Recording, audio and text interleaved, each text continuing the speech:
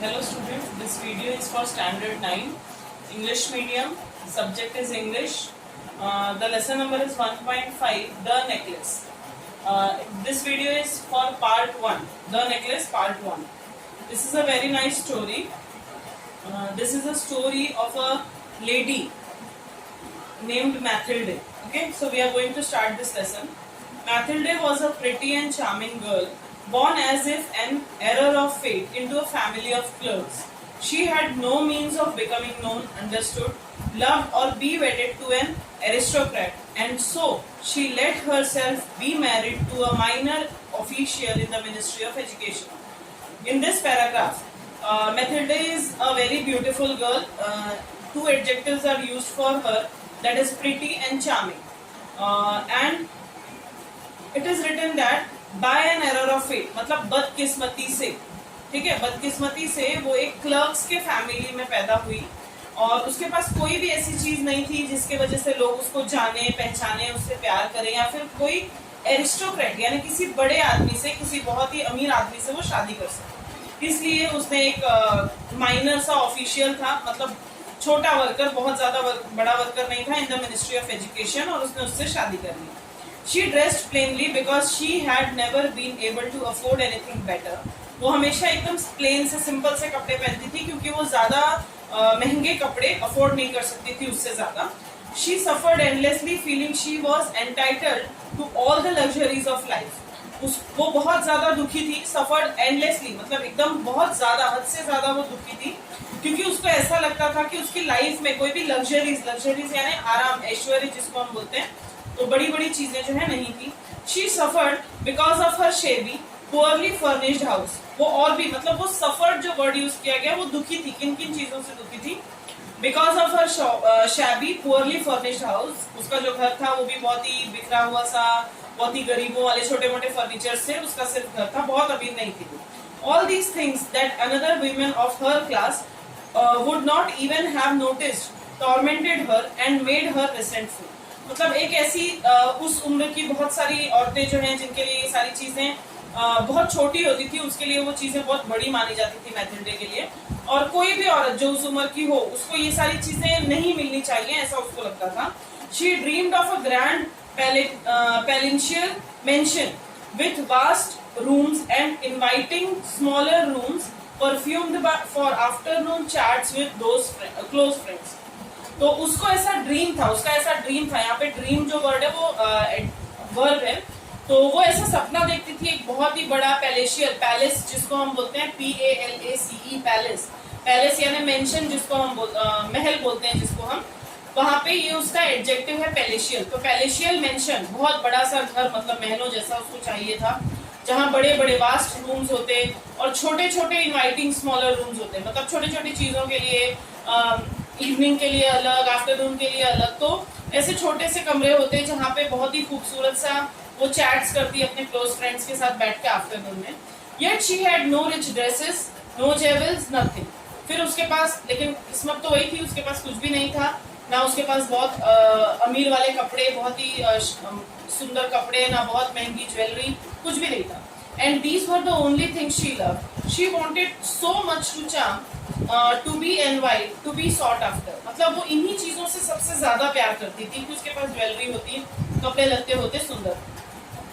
She had a rich friend, a former schoolmate at the convent. वो convent school से पढ़ी हुई थी, तो कॉन्वेंट स्कूल में उसकी फॉर्मर यानी जिसको हम पहले का बोलते हैं ना, तो बहुत ही भूतकाल जिसको हम लोग बोलते हैं, पास्ट टाइम में उसकी एक स्कूलमेट हुआ करती थी जो अभी उसकी बहुत ही रिच फ्रेंड थी, मतलब अमीर थी, whom she avoided visiting because afterwards she would weep with regret, despair and misery. तो उसको ऐसा लगता था कि वो उसके साथ ज्यादा मिलना अवॉइड करती थी, ज्यादा नहीं आती जाती थी उसके पास। क्यों नहीं आती जाती थी? बिकॉज उसको ऐसा लगता था कि उससे मिलके आने के बाद वो वीप यानी सुबकना, रोना, तो वो रोती रहेगी या दुखी रहेगी, रिग्रेट होगा उसको, डिस्पेयर एंड मिजरी, मतलब वो उसको देखकर आएगी तो उसको और ज्यादा एहसास होगा कि मेरे पास कुछ भी नहीं है, तो इस तरह वो दुखी हो जाएगी। One evening her husband came home with an air of triumph, holding a large envelope in his hand. Look, he said, here's something for you. तो एक दिन शाम को उसके हस्बैंड घर पे आए और with an air of triumph, एक फ्रेज है, मतलब जैसे कि बहुत बड़ी जीत उन्होंने हासिल कर ली है, इस तरह से खुशी से वो घर पे आए, उनके हाथ में एक एनवलप था बड़ा सा कवर जिसको हम लोग बोल सकते हैं, और उसने अपनी वाइफ से कहा यानी मैथिल्डे से कहा, look here something for you, देखो मैं तुम्हारे लिए कुछ लाया हूँ। She tore open the paper, उन्होंने ओपन किया पेपर को फाड़ के, वो एनवलप का पेपर था। टोर जो है वो पास्ट टेंस है टीयर का, टीयर मतलब होता है फाड़ना। तो she tore open the paper and drew out a card on which was printed the words, उसने वो पेपर फाड़ा, उसमें से कार्ड निकाला और उसपे कुछ वर्ड्स लिखे हुए थे जो कि नीचे लिखे गए हैं। The minister of education and Mrs George Ramponneau request the pleasure of mister and Mrs, ये एम एंड एम ई ये सब जो है ये थोड़े से ओल्ड इंग्लिश के वर्ड्स हैं जो मिस्टर और मिसेस को डिग्निफाई करता है। Loisels company at the ministry on the evening of Monday January 18, तो जनवरी 18 को इवनिंग के समय में एक जो लॉयजल्स को मतलब ये जो मैथिल्डा और उनके हस्बैंड थे उनको इनवाइट किया गया था by the ministry of education, और जो मिसेस जॉर्ज जो थे उन्होंने इनवाइट किया हुआ। तो इस तरह से उन लोगों को एक पार्टी में इनविटेशन था, ये उसका प्रॉपर वर्ड हो गया। Instead of being delighted as her husband had hoped, she threw the invitation on the table resentfully and muttered. अब उसके हस्बैंड को लगा था कि वो बहुत ही खुश होगी, बट उसकी जगह पे वो थोड़ी सी दुखी सी दिखी, होपलेस सी दिखी, और उसने वो इनविटेशन कार्ड टेबल पे फेंक दिया। और उसने मटर्ड का मतलब होता है बोलना, बट धीरे धीरे, जैसे बहुत ही धीरे धीरे बोल रही थी। What do you want me to do with that and what do you expect me to wear if I go, तो उसने कहा तुम क्या चाहते हो, ये देखकर मुझे क्या महसूस होगा, या फिर मैं क्या पहनूंगी अगर मुझे जाना हुआ तो। यानी उसका किस्सा उसके कपड़ों पे आके रुक गया। He hadn't thought of that, क्यों हस्बैंड ने इसके बारे में कुछ खास नहीं सोचा था। He stammered, why? The dress you go to theater in, it seems very nice to me. मतलब जो जनरली तुम थिएटर वगैरह में पहन के मेरे साथ जाती हो वो मुझे बहुत अच्छा लगता है ड्रेस, वो क्यों नहीं पहन लेती? He stopped, stunned, distressed to see his wife crying. वो रुक गया, उसको बहुत ही शौक सा लगा, थोड़ा दुखी भी हुआ कि उसकी वाइफ जो है वो रो रही थी, क्राई कर रही थी। He stuttered, what's the matter? Let's see, Mathilde. How much would a suitable dress cost? तो उसने कहा ठीक है, रो मत, बताओ पहले क्या बात है, और तुमको अगर कोई ऐसा कपड़ा चाहिए तो उसकी क्या कीमत होगी तुम बताओ। She thought for a moment, computing the cost and also wondering what amount she could ask for without an immediate refusal.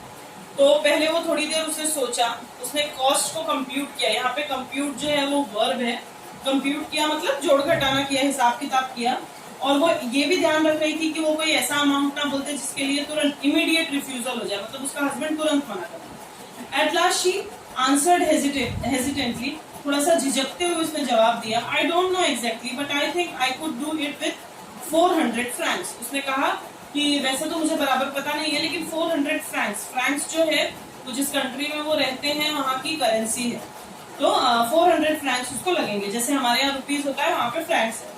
He turned a little pale because he had been saving that exact amount to buy a gun for hunting summer in the country near Nantucket with a few friends. तो वो थोड़ा सा रुक गया, थोड़ा सा उसके चेहरा जो है पीला पड़ गया, थोड़ा सा दुखी हो गया। क्यों? क्योंकि उसने वही एग्जैक्ट अमाउंट यानी 400 फ्रैंक्स उसने जमा किए थे और वो सेव कर रहा था। क्यों? क्योंकि उसको एक गन खरीदनी थी हंटिंग करने के लिए जब वो अपने दोस्तों के साथ जाता। However, he said, very well, I can give you 400 francs, but try and get a really beautiful dress. उसने कहा ठीक है मैं आपको 400 फ्रैंक दे दूंगा लेकिन एक सुंदर सा ड्रेस आप ले लीजिए। The day of party drew near and Madame Loisel seemed sad, restless, anxious, though her dress was ready.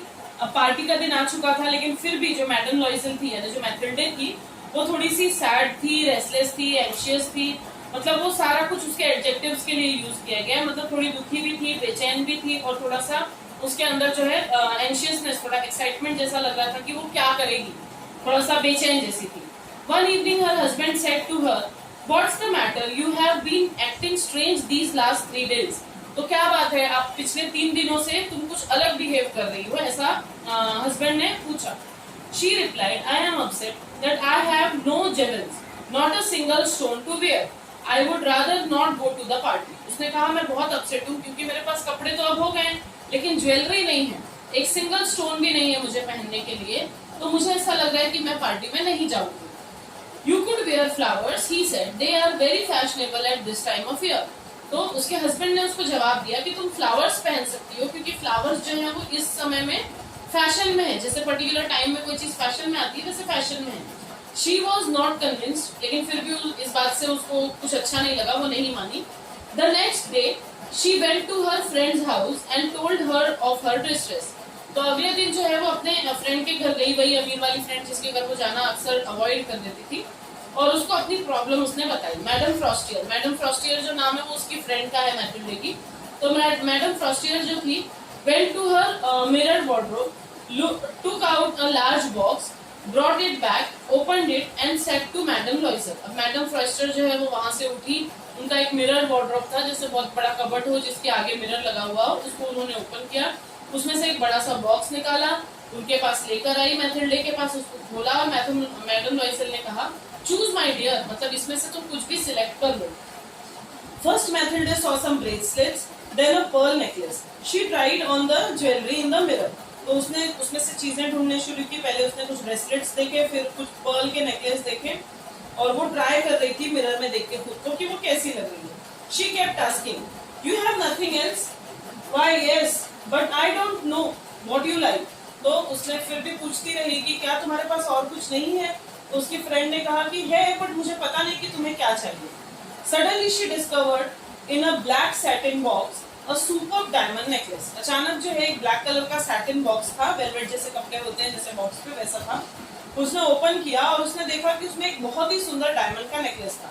And her heart began to beat with uncontrolled desire. और जैसे ही उसने वो नेकलेस देखा, जैसे उसका अपने मन पे कोई कंट्रोल ही ना हो, इस स्पीड से उसका हार्ट जो है, उसकी हार्ट बीट बढ़ गई, यानी उसका दिल धड़कने लगा। Her hands trembled as she took it। उसके हाथ जो है वो कांप रहे थे जब उसने वो उठाया, क्योंकि उसको बहुत पसंद आया।